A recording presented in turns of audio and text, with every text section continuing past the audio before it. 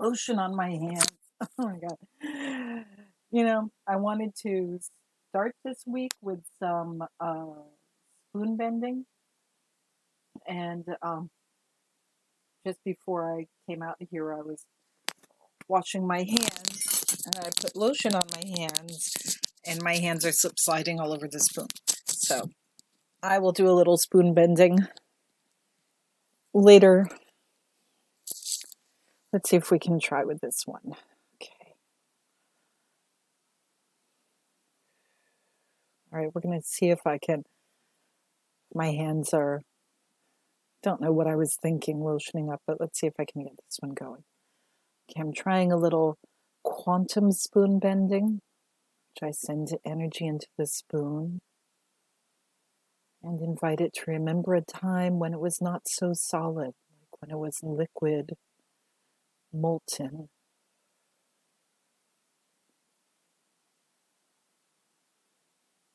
Okay. There we go. Yes. Yes.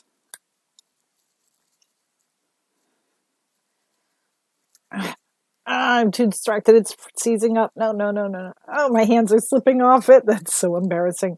Well, we got, so this is a soup spoon, commercial grade. And I'm going to let it feels warm. Definitely feels very warm because I sent a lot of energy into it. And so this right here that I just did in front of your eyes is an example of what we can accomplish when we choose to define our own reality as opposed to letting reality be defined for us. So, and we talked about this in Monday's session. When we're children, we're taught certain things. We're taught gravity exists. And yes, it does exist. I'm not going to negate gravity. But we're taught because gravity exists, other things don't exist. However, we see birds fly. So we know it is possible to go up in the air. We see things floating in the air like dandelion seeds and, stuff like that. But we're given scientific reasons why that works, and we're told it doesn't work for us. We cannot do it. Disclaimer, do not try to go and jump off some very high slope thinking you can fly now. Please don't put yourself in harm's way just because you saw me bend a spoon. However, I've seen levitation happen. I've made levitation happen. When I get more comfortable with levitating, I'll do it on screen for you guys. At the moment, though, spoon bending is my big reality redefining trick. You see that? Wait, let me get it. There you go. You see that? I just did that. I'm pretty excited. Okay. Actually, I get a little passé about spoon bending because I've been teaching it for so long that now what I'll do is I'll sit and I'll meditate and I'll straighten it back out. And then I'll sit and meditate and wind it back up, which is really good because when the spoon is, brand new and fresh like this, the molecular structure is connected a certain way. So the energy I put in goes a certain way. Although this one, which is a patterned spoon, will be different from this one, which is not patterned. This one's definitely a lot easier. And while I've done plenty of both, if I'm going to do it live streaming and I want it to look snazzy, I'm going to pick the easier one. Well, for me, it's easier.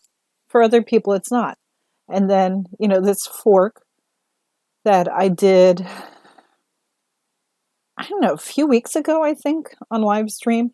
This is pretty cool. I'm very impressed with this. And this is I cannot, if I really put all my force into it, I might be able to unbend it. But trust me, when you're bending it effortlessly, that's, awesome. Because that's the difference. Like people go, oh, well, I know, this is a serving spoon. This is a serving spoon from when I was a chef that I used in a commercial kitchen. And look at that little loop-de-loop there. And at my last class, this woman took a spoon and or a fork, and she twirled it like that. So it spiraled. Like, I've never seen that before. That's cool. And then Uri Geller will do this thing where he'll put his thumb in a spoon like that. He will send all his energy to his thumb.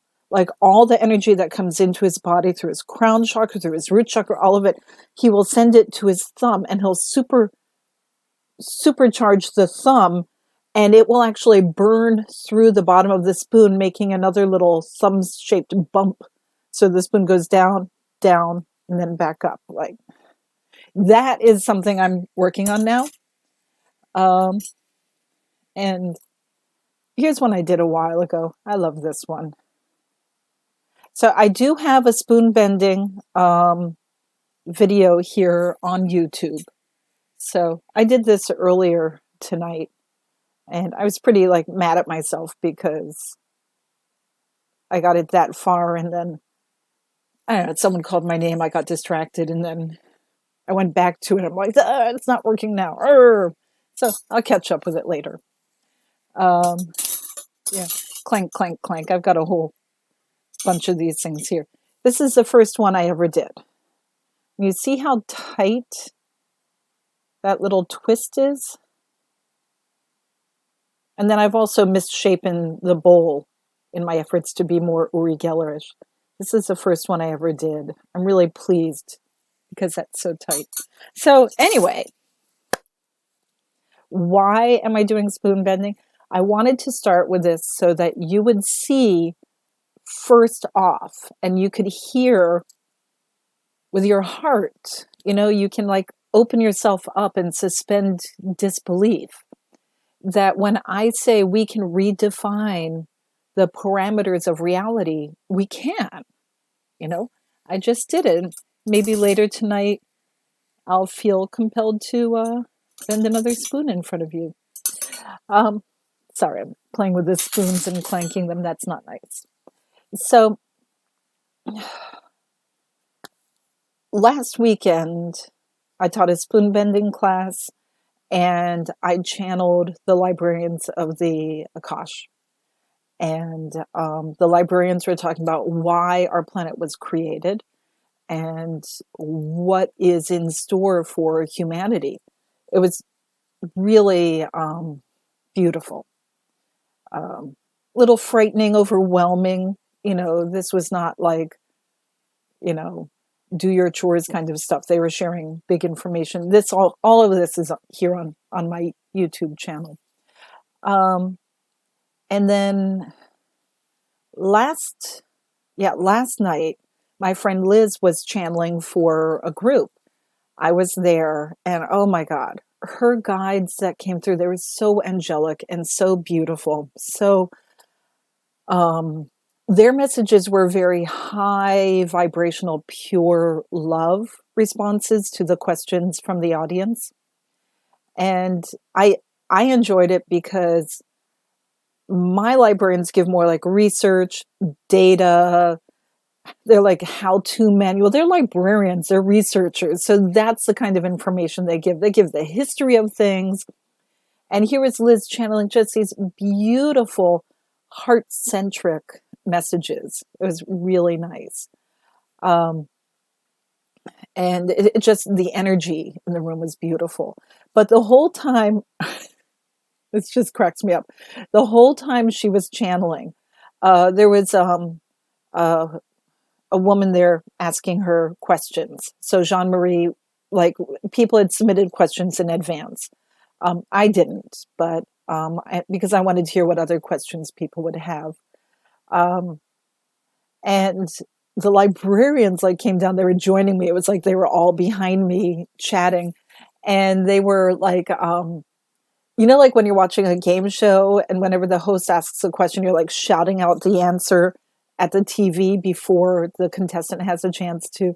They were doing that. Of course, I was the only one who could see and hear them. I think no one gave me fishy eyes, so I'm guessing it was just me. So Jean-Marie would ask Liz and her guides a question.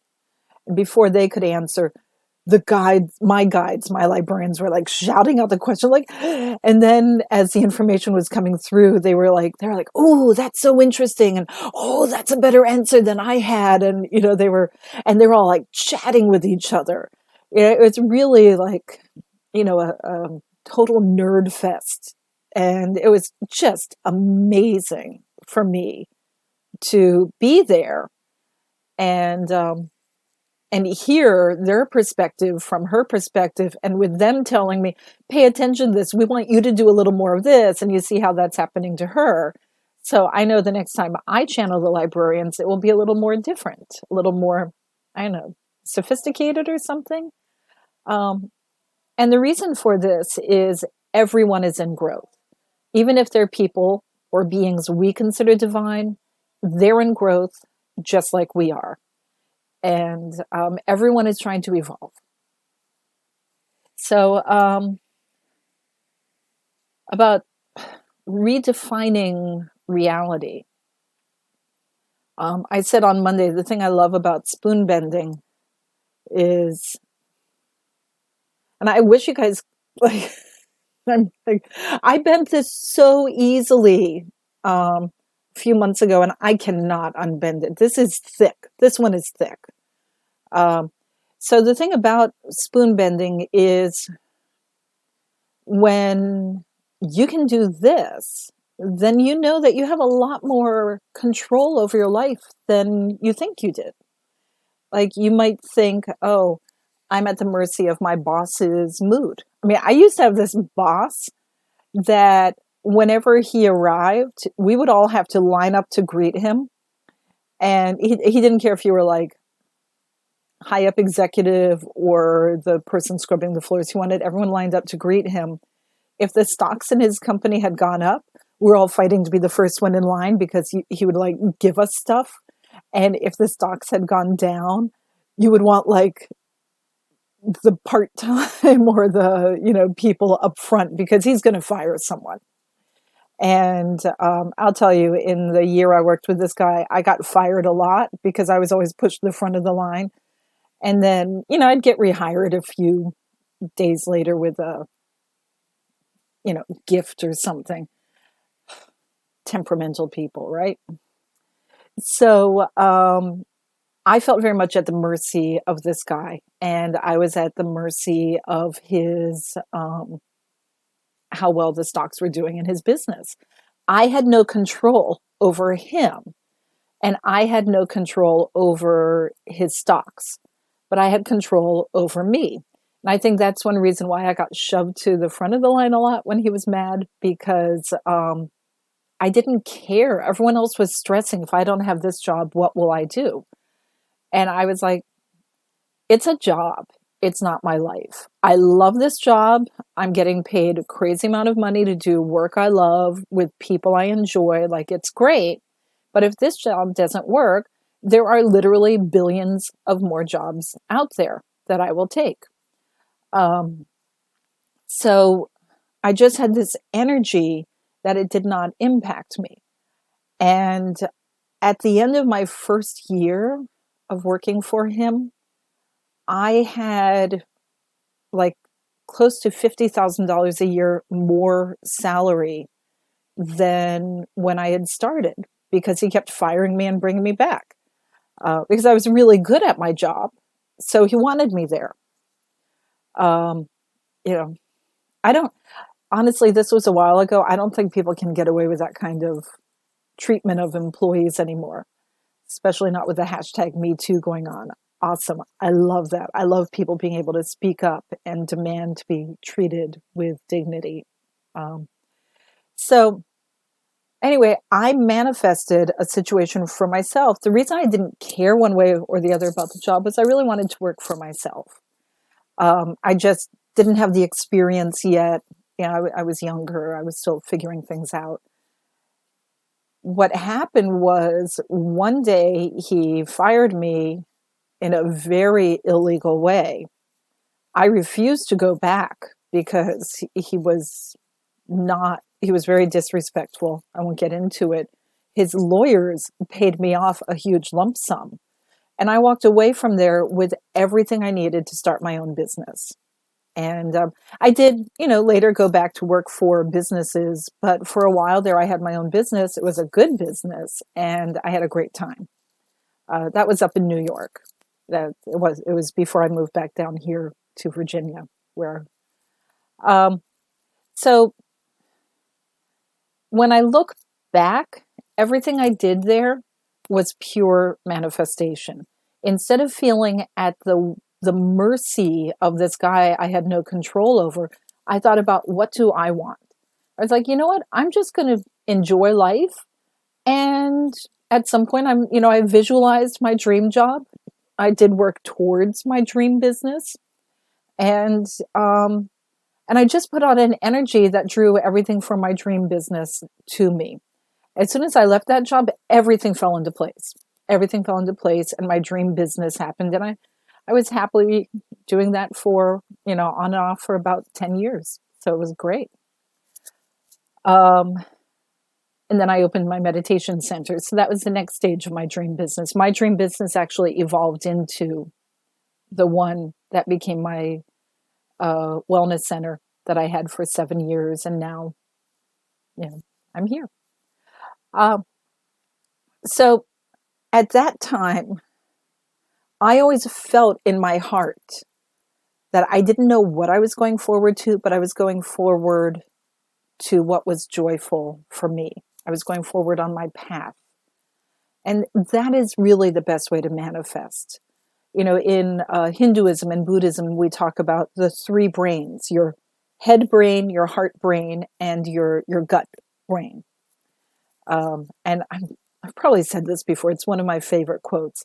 A happy man has an empty head and a full belly, which means it's meant to be humorous, but what it really means is, if you think with your heart and you think with your gut, your heart chakra and your sacral chakra, then you don't need to think with your brain, because this is where we'll get logical. This is where, we'll deny. This is where we'll be like, oh, but first we have to do this. Now I have a long to-do list. And meanwhile, your heart and your gut are saying, just do this.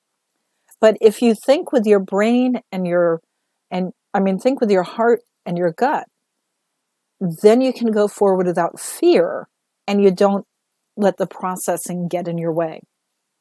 When I teach spoon bending, there's always one person in every class. I give everyone the spoon. I say, okay, you guys are going to bend this.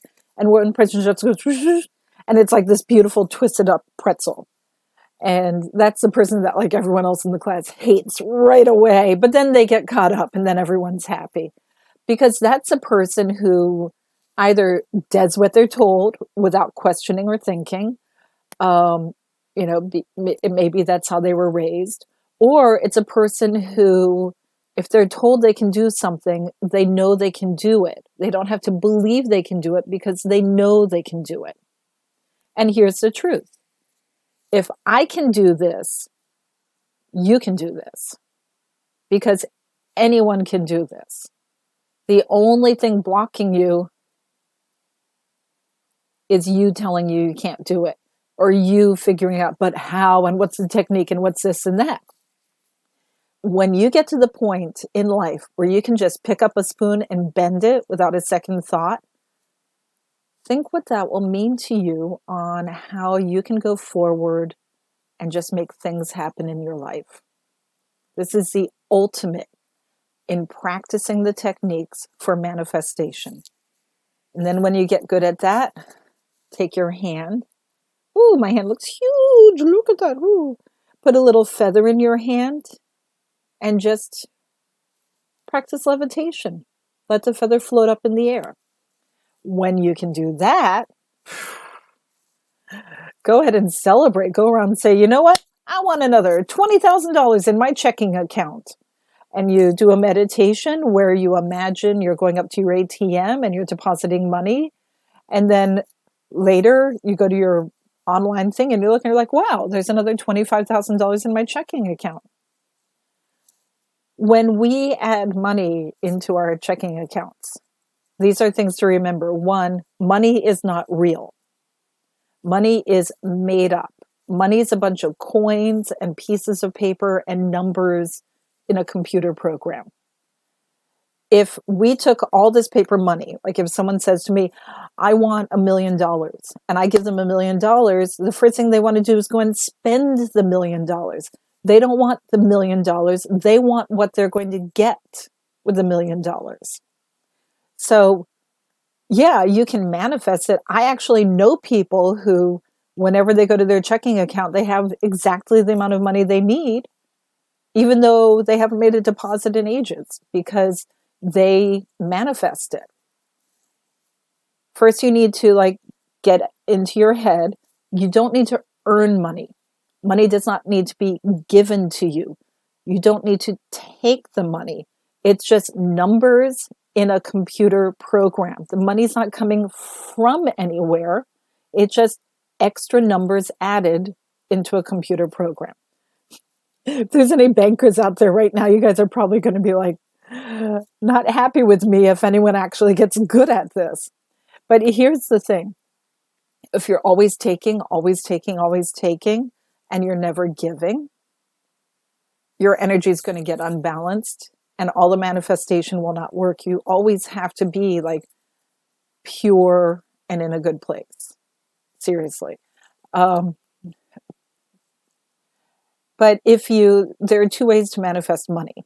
I'll just mention quickly. One is truly meditate that you have the money in your checking account. Just like with the spoon bending, though, you got to believe it through and through. If you're yes, I believe it, and somewhere in the back of your head you start getting self-doubts, oh, if you fail at this, that means that everything you believe is a lie and nothing's going to work. I get that one. I'll be like, oh, if you just manifested money in your checking account and there's no money there, that means your entire life is a fraud and you're ridiculous. Oh, that's really good for manifesting. Manifesting is about releasing. I just put a big weight of self-doubt on it. Stabbing myself in the heart with that one. Or I'll be like, ooh, I'm going to manifest this. And in the back of my head, I heard, no, you won't.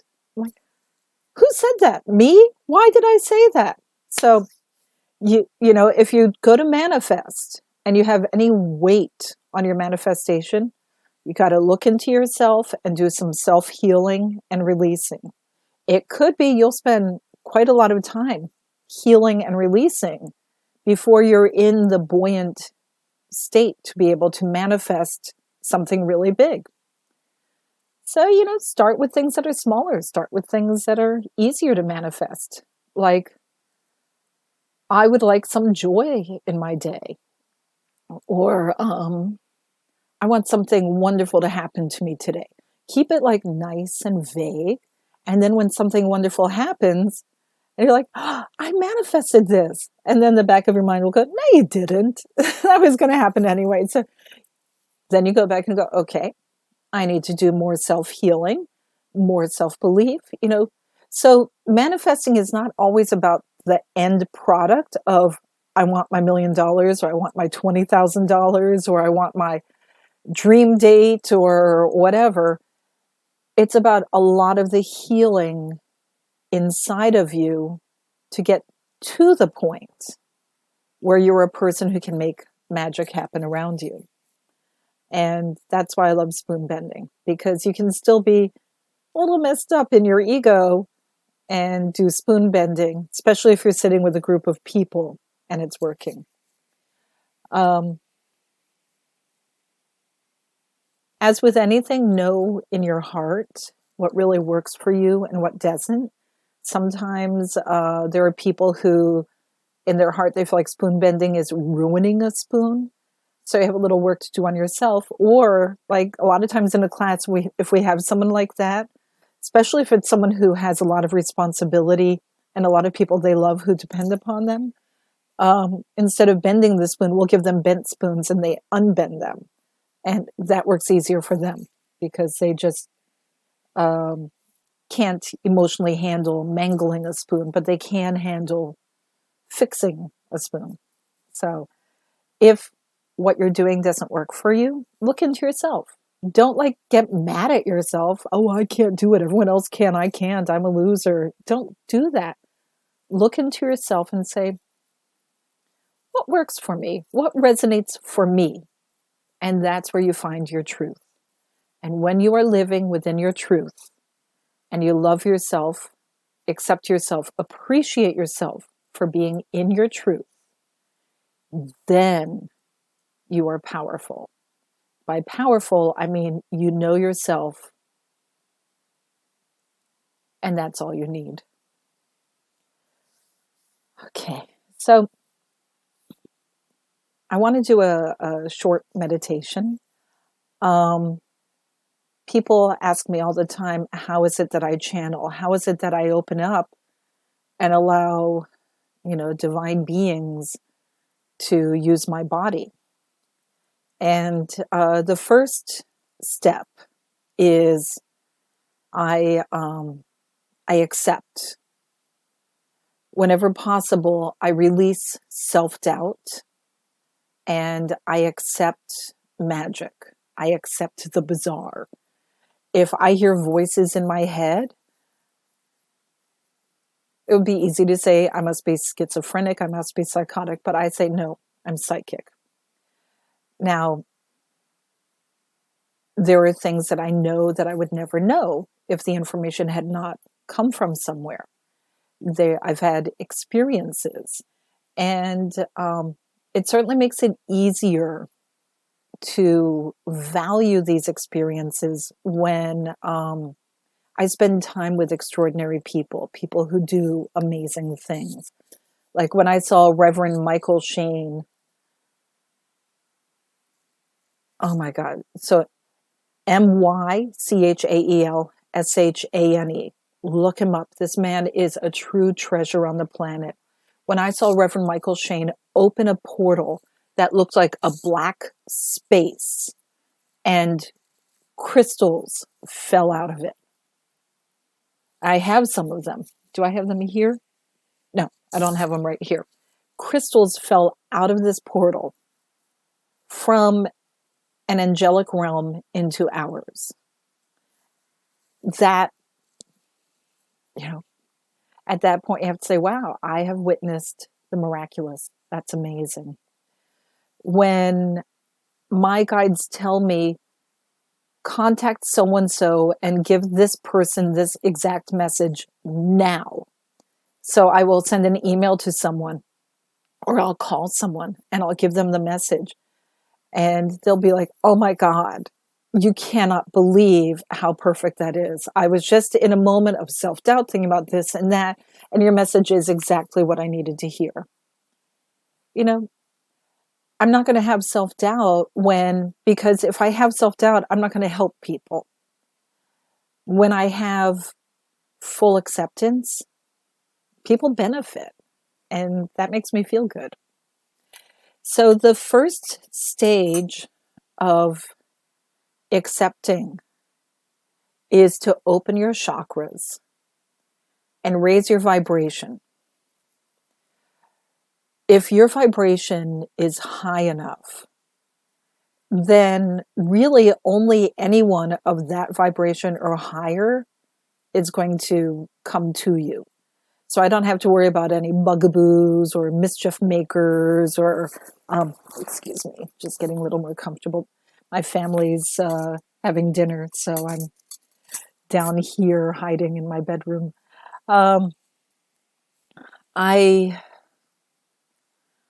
I get my vibration really high. And because I'm receiving messages all the time, these days I keep my vibe really high pretty much all the time, which can be a little frustrating then when I drop my vibration because, like if I'm chatting with friends and I relax, my vibration is so high. When I drop it, I can just get super intense. So I really have to work on that, guard against, or not guard against it, but be aware of the signs when I just look at people and they have to jump back a step. I meditate every morning For those of you who say meditation doesn't work for me, let me tell you, meditation is anything that helps you align within yourself and have your self-awareness and an inner calm or an inner connection with the energy in you. So meditation can be physical, it can be dancing, martial arts, a walk in the woods, a jog in the woods, kayaking, cooking, dishwashing, folding laundry, sitting on the metro board. That's a good time for it. There are many ways to meditate. Singing. I love singing meditations.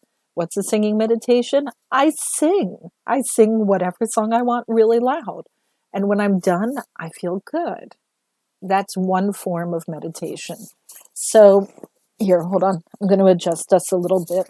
Oh my God, I'm on my bed and it is full of mangled silverware that I was playing with before I got on the phone.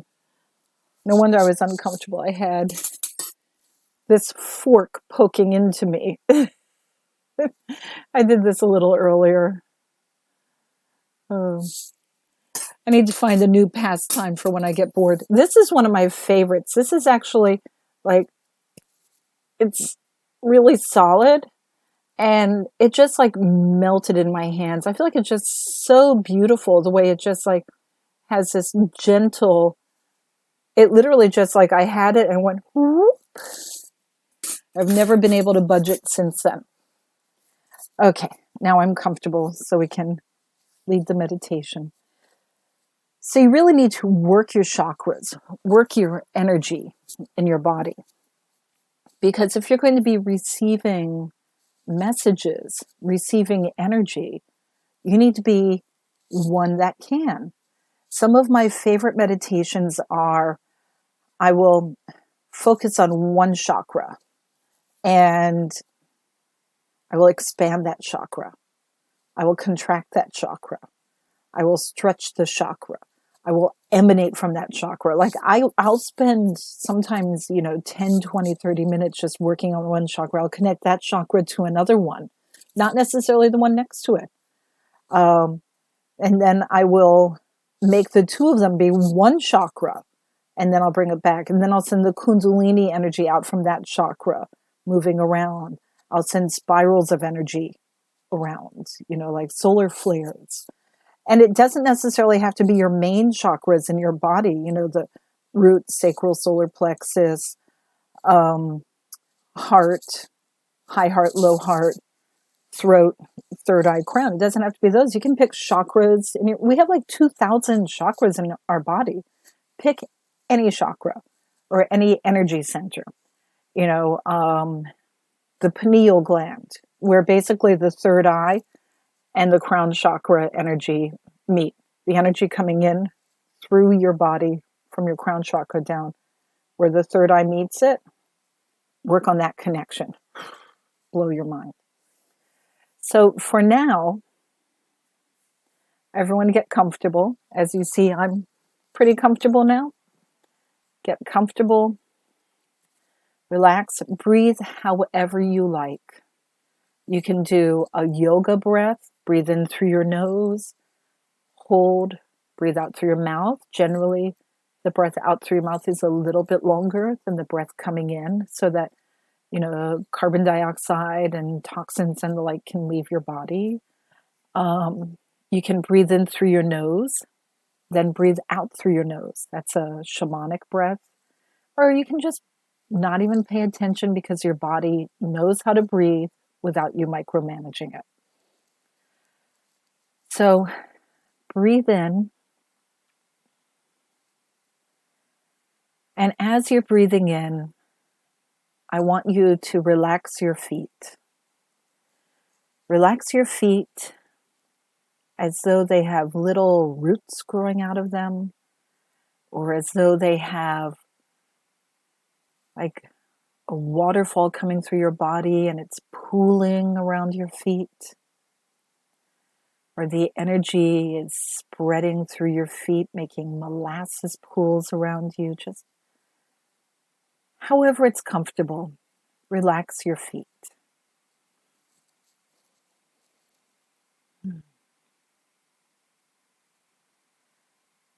And you may feel like tingly energy in your legs going down to your feet.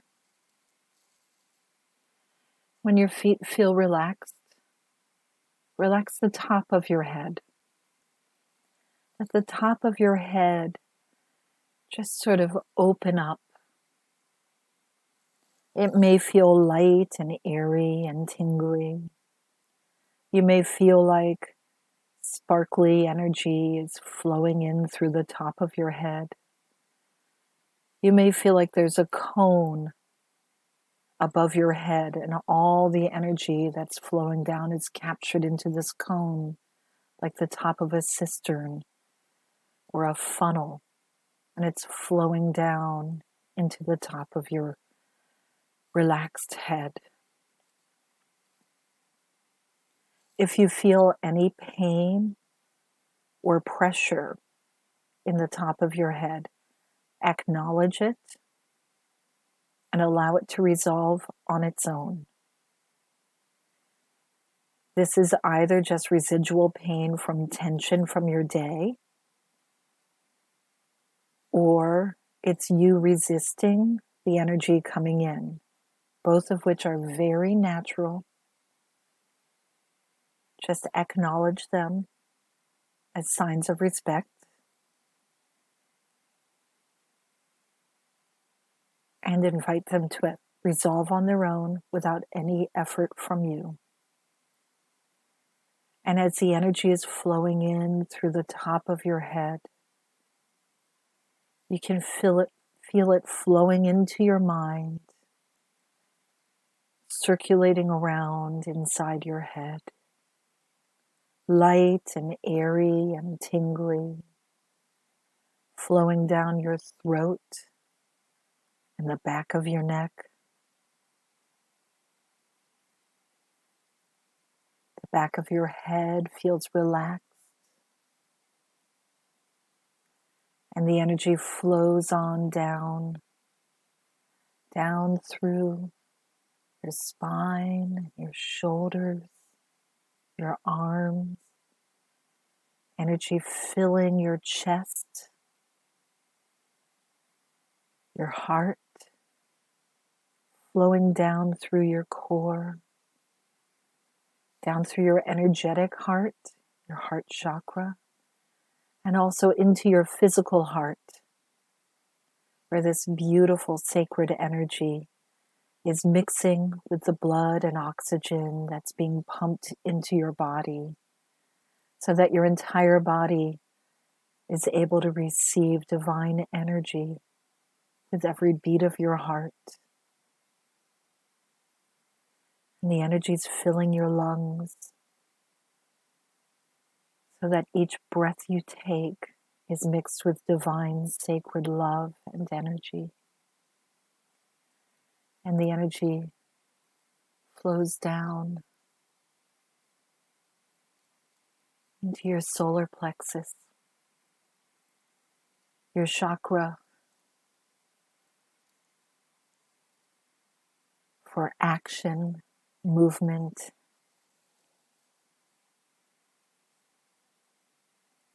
so that all of your actions may be filled with divine love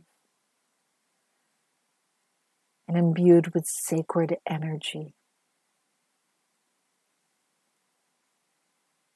And this energy flows down into your stomach and your digestive tract, helping you with the meals of your last few hours and days. And it goes into your liver and your kidneys and all of your organs, giving them cleansing and strength and love. And the energy flows down into your sacral chakra, the seat of your gut instinct, your divine wisdom, your inspiration. Your sacral chakra, which loves to whisper to your solar plexus, I have an inspired idea. Take action on it. And the energy flows down to your root chakra, down your spine, down to your hip bones, down through your thighs, your knees, shins, calves, tingly light energy flowing down to your ankles and feet that are so relaxed and filled with pooling energy. Your root chakra is what allows you to become a conduit. It's what allows you to receive as much sacred energy as you could wish for and have it flow through your being without stop. It's what allows you to open your crown and receive energy without getting vertigo. It's what allows you to be a hollow bone, a divine conduit. And it's what allows sacred energy to flow through our being into Earth, who can receive your energy and share it with the planet. So allow this energy to flow through your being, filling you.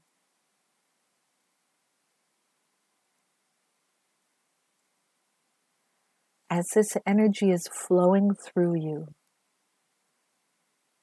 pick one chakra, whichever one you like, throat, heart, action, inspiration, whichever one calls to you, third eye, crown, root, and send some extra energy to that chakra. And tell that chakra, drink up, my friend, fill yourself. Use this love to inspire all the rest of the chakras and energy in my being. And allow your chakra to become filled to overflowing and expanding.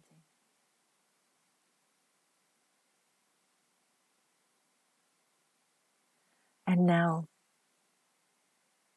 send some energy to your left hand. Energy flowing down through your left arm, down the bicep and the elbow, the forearm and the wrist, flowing into the back of your hand, your fingers, and the webbing between your fingers, and filling the palm of your hand, your fingertips. Let that energy build up in your hand. Flow. Take the fingers of your right hand and press them into the palm of your left hand, activating this energy flow. Pressing your fingertips together, rubbing your hands together, rubbing the fingers of your right hand on the palms of your left hand. And then blow on your left hand. Raise your left hand up. Close your eyes and wave your left hand in front of your face, your third eye, in front of your forehead.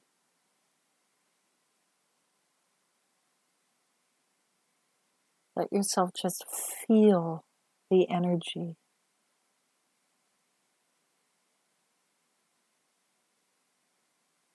Beautiful. When you are ready, you can put your hands down. Give yourself a breath. If you'd like, you can shake your body a little bit. Open your eyes and return.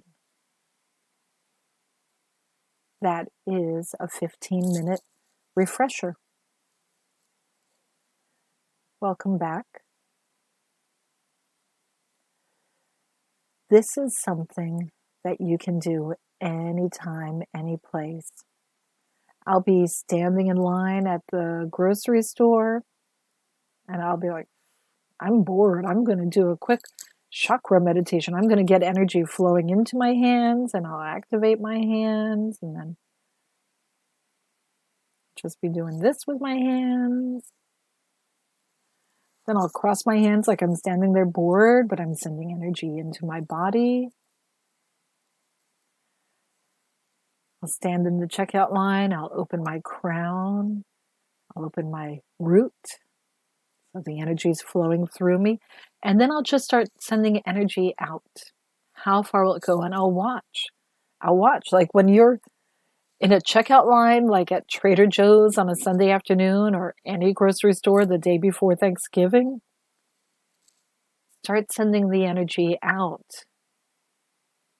Give yourself time to really be in the moment feeling it, and then you look and you'll see the effect.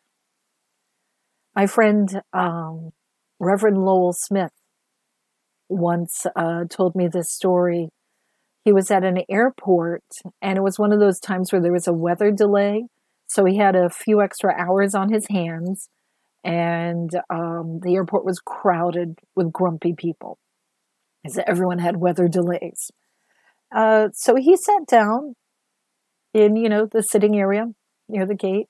He just sat down and he made himself very quiet and calm and he started to meditate. So to anyone walking by, it basically looks like an elderly gentleman sitting with his eyes closed. He's not making any big fanfare. He sat and he meditated. He was in his space. He was in himself. His eyes were closed. He knew he had plenty of time. He didn't have to worry about time. So it was just in his space. And then sometime later, he opened his eyes and he was surrounded by people meditating. There were people sitting on the floor of the chairs. I don't remember how many people he said, but it was a significant number of people just got drawn to this space to sit and meditate. In an airport full of frantic, angry people, just by being true to himself and within himself, he created this oasis that had drawn those who could feel the energy. This is an amazing form of manifestation. If you want to fill your life with extraordinary people and extraordinary experiences, you can, I'm telling you. But it starts with loving yourself and being true and honest with yourself inside. And then the outside happens. Thank you so much for joining me. Thank you. I hope you have a wonderful day. Feel welcome to contact me if you have any questions. And, please subscribe to our channel. Tell your friends to subscribe. This is going to sound crazy, but I'm used to that. Archangel Michael has given me the challenge to get 10,000 subscribers, which is funny because I'm new to YouTube, and I'm a middle-aged lady, but he and his friends have some messages that they want to get through. I'm not the only person they're giving this kind of challenge to, so I'm just one of the early ones in, I think. I don't know.